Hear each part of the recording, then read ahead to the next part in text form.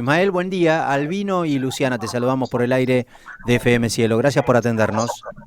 Hola, ¿qué tal? Buen día, ¿cómo están ustedes? Muy bien, Ismael. Bueno, el otro día te leía en alguna nota analizando el tema de la cuestión salarial y se generó todo un debate porque el presidente salió con esto de que como involucraba a él otra parte del informe del INDEC que proyectaba el presunto aumento del salario no registrado, dijo que se Sí, había recuperado el salario en la Argentina por encima de la inflación durante el mes de abril. ¿Cómo es ese tema? Contanos, a ver.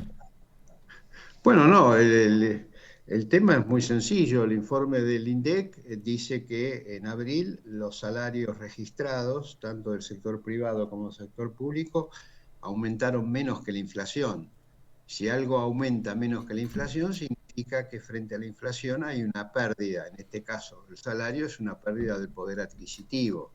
Y prácticamente eso es lo que viene pasando desde el comienzo de este año, en gran parte por el hecho de que también el presidente no se puede hacer el distraído porque él dio la orden de que haya un cepo salarial, o sea que la Secretaría de Trabajo no homologue convenios si el convenio arranca con más del 1%. Ellos quieren que todos los convenios colectivos de trabajo en las negociaciones paritarias arranquen con el 1 o menos del 1%. Y frente a una inflación que, bueno, anda entre el 1,5 y el 2% mensual, evidentemente hay una pérdida salarial que es una pérdida por encima de la pérdida del año pasado y por encima de la pérdida que hemos tenido que han tenido los salarios y que hemos tenido nosotros también, una pérdida muy, pero muy fuerte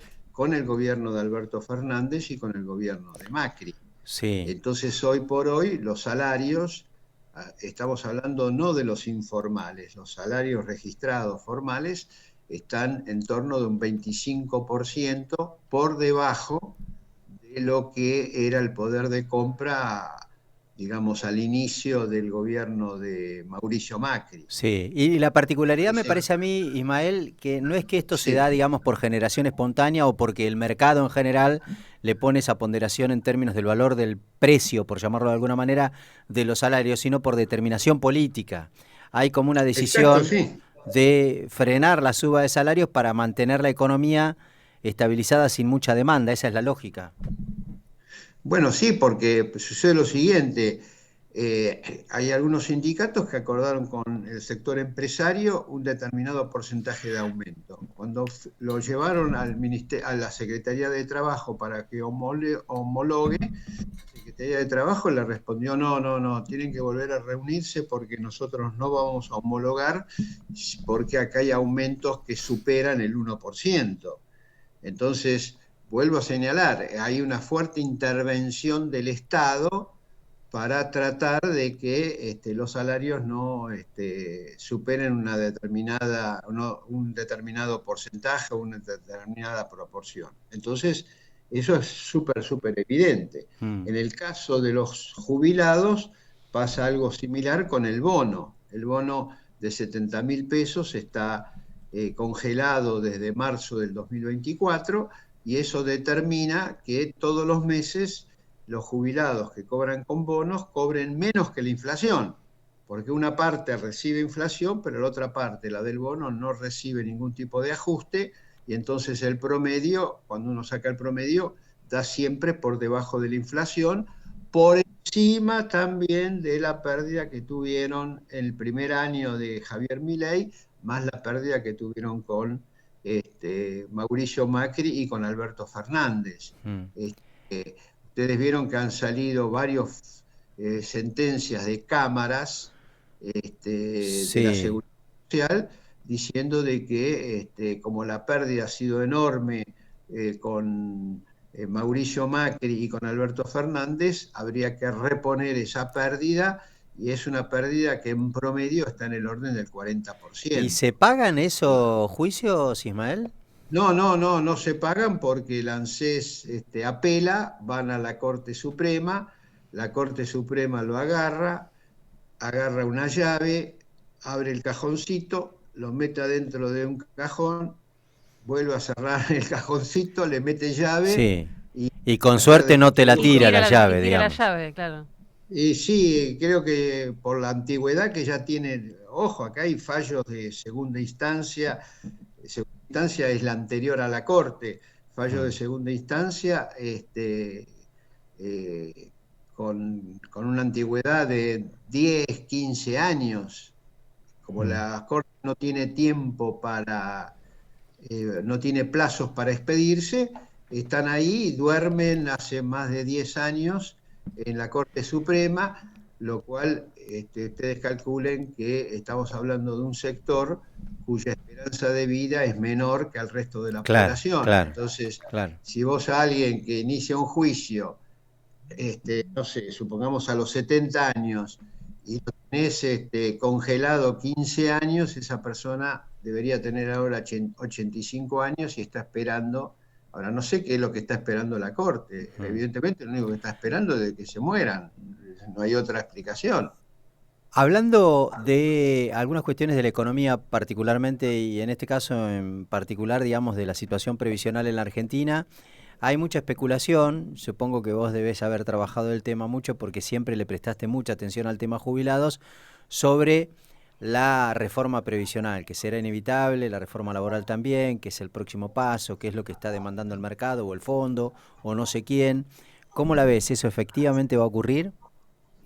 Y sí, está comprometido en el acuerdo con el Fondo Monetario Internacional para después de las elecciones. Mm, Lo hacen después de las elecciones porque saben que abrir un debate sobre la reforma previsional ahora, dado que es una reforma previsional que en principio, nadie sabe exactamente, pero que en principio supone un aumento de la edad jubilatoria, eh, un menor cálculo de haberes para los futuros jubilados, la derogación del régimen especial que tienen los docentes nacionales y docentes universitarios, una reforma que en principio bajaría entre un 25 y un 30% el haber inicial de los futuros jubilados docentes nacionales o docentes mm. universitarios.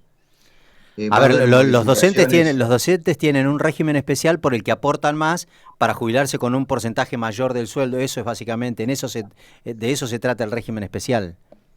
Sí, ellos aportan el 13% en lugar del 11% y tienen derecho a jubilarse con el 82% del sueldo. Ujú. El gobierno quiere que ese régimen se derogue, y que se jubilen por la regla general. Entonces, en lugar del 82%, se van a jubilar con el 60%, que es más o menos el porcentaje del régimen general, pero que como el régimen general también va a ser modificado, y va a ser modificado, creo, a la baja, posiblemente la pérdida sea mayor. Ahora, ¿hay Eh, posibilidad de que eso pase? Porque, a ver, yo calculo que porque primero que existen... depende. No, no, pero a ver, la lógica es la siguiente. No sé si hay... No, no estoy hablando de que pase en el Congreso de la Nación, que a veces los apoyos se sienten más y otras veces un poco menos, qué sé yo, puede llegar a ocurrir en el Congreso, pero judicialmente, porque existen derechos adquiridos en términos generales. En este caso, si hay muchos docentes que hicieron aportes por encima del promedio, salvo que sea para adelante, cosa que dudo, digamos, que es, qué sé yo, el docente que arranca Bueno, ahora, ahí hay toda una controversia. Como la persona todavía no se jubiló, sí, para el que ya está jubilado, ese tiene derecho adquirido, eso no sí, hay ninguna discusión. Pero hay una discusión de qué pasa con aquel que todavía no se jubiló. Entonces dicen algunos que entonces no tiene el derecho adquirido porque todavía no se jubiló. Va a tener el derecho adquirido cuando se jubile por el monto que sea. ujú, Entonces consideran de que, bueno, eso va a ser muy controvertido desde el punto de vista judicial, pero acá lo que importa subrayar es cuál es la intención política del actual gobierno en relación a ese tema. mm, Y la intención es derogarlo. mm. ¿Está claro? Es Y derogarlo. sí, Ya estaba derogarlo de la misma manera que derogó la moratoria. claro, claro. Ismael, ¿y reforma laboral también? Sí, sí, sí, sí, está todo comprometido con el Fondo Monetario Internacional. Allí, evidentemente, cambio en el régimen de indemnizaciones, pero sobre todo, esto es muy importante, por ahora no, todavía no está el proyecto, pero la presión del FMI, la presión empresaria, es modificar los convenios colectivos de trabajo de la siguiente manera. Hoy, por ejemplo, hay un convenio colectivo de trabajo de una determinada categoría o actividad, mejor dicho. Vamos a suponer metalúrgicos. Ellos tienen un convenio de actividad, o sea, hay un convenio metalúrgico que abarca todo el sector metalúrgico. Ahora, de golpe, alguna empresa puede hacer un convenio de empresa, pero, de acuerdo a la actual legislación, el convenio por empresa tiene que ser superior, en términos de beneficios para el trabajador, superior a la actividad. O sea, no puede un convenio por empresa fijar peores condiciones para el trabajador. Supongamos que el convenio dice, para dar un ejemplo arbitrario, pero para que se entienda, hay 15 días de vacaciones. El convenio por empresa no puede fijar 10 días de vacaciones, puede fijar 18 días, 20, o sea, puede mejorar el de actividad, no lo puede desmejorar. Lo que se quiere aquí es invertir, que el convenio por empresa prevalezca en la reforma, lo que quieren es que el convenio por empresa prevalezca por el convenio de actividad. O sea, si los gastronómicos tienen, por ejemplo, para seguir con el ejemplo que vos ponías, si los gastronómicos tienen en su central 15 días de vacaciones, una casa en particular, cualquiera, un restaurante, el que se te ocurra, no puede negociar otra cosa que sea inferior a lo que estipula el convenio general, digamos, de los gastronómicos, puntualmente. Exacto. ¿Y eso qué hace? ¿Debilita o da margen a una negociación en función de la fortaleza que tengan los laburantes en cada una de las empresas, básicamente? Claro, pero al admitir que puede ser inferior... Sí, pierde sentido el convenio colectivo. El ejemplo que vos diste, en lugar de 15 días, dicen, bueno, no, las vacaciones van a ser 5 días, prevalece ese por el de la actividad. Claro. Claro. Entonces es una reforma a la baja. Claro. Todo sobre pretexto de que todo este tipo de situaciones generalmente redunda en beneficio para todos porque se generan más fuentes de trabajo, ¿no? Básicamente. Sí, bueno, eso ya es otra discusión, si va a generar o no. No, por supuesto, pero la excusa cada vez que se avanza en una reforma es esa. Sí, bueno, ese va a ser el argumento. Claro. Pero vos date cuenta lo siguiente, recién nosotros dijimos que el salario viene perdiendo desde Macri, perdió con Alberto Fernández y pierde ahora. Quiere decir que los costos laborales se redujeron. Quiere decir que debería haber habido más trabajo, digamos. Sí, ¿vos viste que aumentó el empleo? No, más bien el desempleo. Aumentó el desempleo. Sí. Aumentó el desempleo. Y lo que aumentó además es la informalidad laboral. O sea, el trabajo en negro. ¿Ustedes saben cuánta gente está ocupada? Gente ocupada que no tiene aportes a la seguridad social. Ah, el trabajo no registrado, decís vos, ¿qué es? ¿El 50% hoy? 42%. 42%. Bueno, altísimo. ¿Cuánta gente es 42%? No sé, ¿cuántos son los 6 millones de personas los trabajantes en general? 8 millones y medio. 8 millones y medio de personas en la Argentina laburan sin ningún aporte, digamos. Laburan sin aportes a la seguridad social, ya porque la empresa lo tiene en negro, porque si vos mirás bien los informes de la Secretaría de Trabajo, los aportantes suman 12 millones. Y la fuerza laboral ocupada es un poquito más de 20 millones. Sí, ok. Muy bien. O sea, eso lleva a otro problema. Esos 8 millones en algún momento van a tener la edad jubilatoria. Sí, claro. Pero no se van a poder jubilar. Bueno, les tocará la PUAN, en el mejor de los casos. Bueno, hoy, como están las cosas, le va a tocar la PUAN. Sí. Pero para tocar la PUAN, en primer lugar tenés que pasar el informe socioeconómico, que significa mostrar de que no tenés ingresos, que no tenés propiedades. Ah, la PUAN no es un ingreso mínimo que le corresponda a cualquiera. No. Es a los mirá 65 vos. años 65 años, tanto mujeres como varones, sin derecho a la pensión por viudez Sí.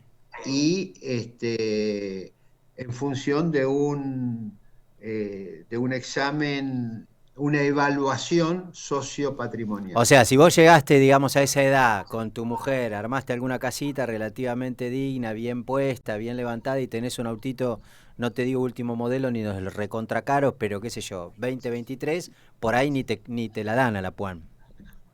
Bueno, no sé, habría que ver en cada caso cuál es la evaluación de la casita que vos decís, Sí. etcétera, pero vamos a suponer que tenga dos propiedades, tengan prepaga, y en el movimiento bancario aparece, no sé, gastos importantes, van a decir, mire, usted no pasa el examen ¿Y quién lo sociopatrimonial. hace Claro, eso? ¿Y quién hace ese examen? ANSES. Mm. ANSES lo que hace es chequear con el registro inmobiliario, con el registro de la propiedad automotor, con el padrón de las prepagas. Bueno, todo eso lo chequean y dicen, no, mirá, vos tenés una prepaga y estás pagando, no sé, 300.000 pesos por mes de prepaga. Tenés tres propiedades y cosas por el estilo. Chau, buenas tardes, mucho gusto. Ismael, siempre muy claro y te agradezco la gentileza de siempre atendernos. Un No, al abrazo. contrario, ¿eh? Buen día para todos. Adiós, que Suerte. te vaya bien.